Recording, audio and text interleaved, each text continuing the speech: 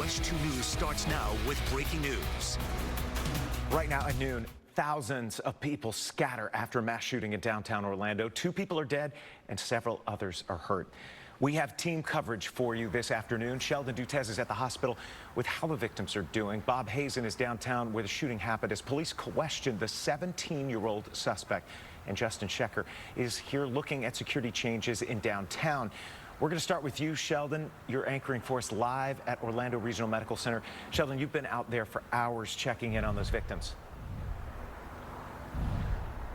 And Jason, I just talked with someone here at the hospital and found out that 5 people are still getting treatment here at ORMC, which is about a mile away from where that shooting happened early this morning. Here's what we know so far about this shooting. These folks got shot around 1 o'clock this morning as so many Halloween celebrations were winding down here in the downtown Orlando area. In total, 8 people were shot, and sadly 2 of them lost their lives.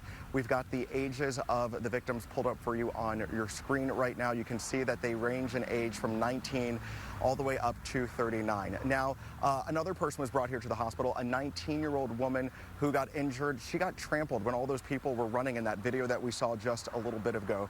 We also know this afternoon that police have a 17-year-old suspect in custody.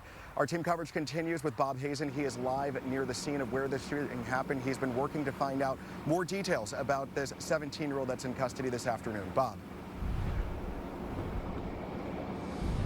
Hey, Sheldon, we know that Orange Avenue was blocked off down here for this huge party. Up to 100,000 people were out here, including one young man that police say came here looking to kill. You hear the gunshots and police reacting. People frantically running for their lives in this body camera video of the second shooting in downtown Orlando. And from a surveillance camera, the first shooting. The suspect circled in red, wearing a yellow shirt, walking past the victim, then turning and shooting him point blank. All of it while tens of thousands of people were here celebrating Halloween. I didn't hear an altercation. That's just random shots. I'm thinking they're shooting in the air like New Year's Eve, and and all of a sudden you see a body on the ground. And Orlando police say a 17-year-old killed both victims. They believe after the first attack at Orange and Central, he ran through back streets to Washington Street. Surveillance video from there shows him fire again, even though several officers are a short distance away. One of those officers appears to have a clear view of what happened and tracks the shooter as the crowd scrambles away. Then he intercepts the teen when he comes around the police SUVs. He takes him to the ground before other officers join in, stopping the accused killer before anyone else could be hurt. gunshot victim, gunshot victim. I talked to one man who was right next to the first shooting. He didn't want us to identify him, but he said everyone was just trying to survive. It's crazy because everyone has moved over here, and then and they were able to secure the area, and then 3 shots later, and everyone just starts sprinting back over here, like they started toppling over the body. Police say they're still investigating the motive. While it looks like the teen was targeting both of the people killed, they can't say for sure why he did it. Whatever his mindset was, he was going to shoot no matter what. He walked by multiple officers. We followed where he came from. He walked by at least 10 officers. And the chief also says it looks like that shooter got here into downtown just shortly before the shooting and didn't appear to go into any of the businesses. Right now, they have been talking to that suspect, also trying to identify any links between him and any of the people who were shot or killed in this attack. Sheldon, back to you. All right, Bob, you were at that press conference dark and early this morning. You have been working to get new information all morning and afternoon long. What else have you been able to find out about this 17-year-old suspect? Well, we do know that he has been arrested before. The chief said that he was arrested last year for a grand theft charge. We don't know what happened with that case, whether or not he was found guilty or if it's made its way through the system yet, what kind of status he was on at this point. We're also working to find out from the state attorney's office whether or not they plan to charge that young man as an adult. The state attorney this morning said that is definitely something they're looking at, but right now he is in that juvenile system until they make a final determination about whether to charge him as an adult for these murders. Sheldon. All right, Bob, so many different moving parts with this investigation so far. We appreciate that update. And you know what? We've covered a fair number of shootings and gun violence that have happened in the downtown area, especially where a lot of the bars and clubs are kind of concentrated there along the Orange Avenue stretch. Our team coverage continues this afternoon with Justin Schecker. He's looking into some of the security measures that have been put in place over the last couple of years.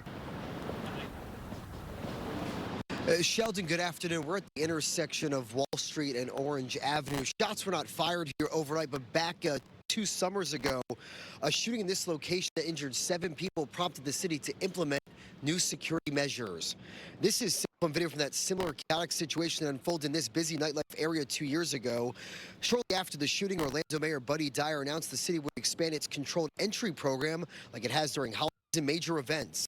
The city rolled out 6 entry checkpoints around Orange Avenue, increased number of officers and canines, and police started taking away guns from people without a concealed carry permit.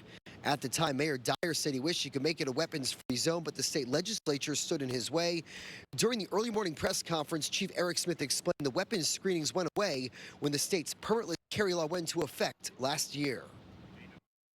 So I guess you're talking about what we used to do, the closures, and we had the dogs and all that. That was going on downtown. That all went away with sort of the law changed. When the law changed, and basically you can carry a weapon on a public street as long as you don't meet certain criteria. As long as you meet certain criteria. So when that changed, we can no longer do that. And Chief Smith also says police is working with the city and club owners to come up with solutions to keep this busy nightlife area safe and secure. Live in downtown Orlando, I'm Justin Schecker, WESH 2 News. Sheldon, back to you. All right, Justin, we appreciate that. You know, what happened early this morning is eerily similar to a shooting that happened Halloween night into the early morning hours of November 1st back in 2021. So hopefully we will follow up with the police department to find out how they're going to keep people safe, because this still happened even though all those security measures have been in place. All right, I'll be back with another update, Jason, at 12:30. In the meantime, our coverage continues right now on WESH.com and all of our WESH 2 social media channels. Reporting live here at ORMC. I'm Sheldon Dutes, WESH 2 News. And Sheldon, we thank you for that. And for our team covering this story, ahead in our next half hour, we're checking back in with Sheldon at the hospital. Stay with us. We're going to closely follow this investigation for you as we're working to learn more about those victims. We also expect to hear from Orlando Mayor Buddy Dyer this afternoon. We'll bring you his comments live when that happens.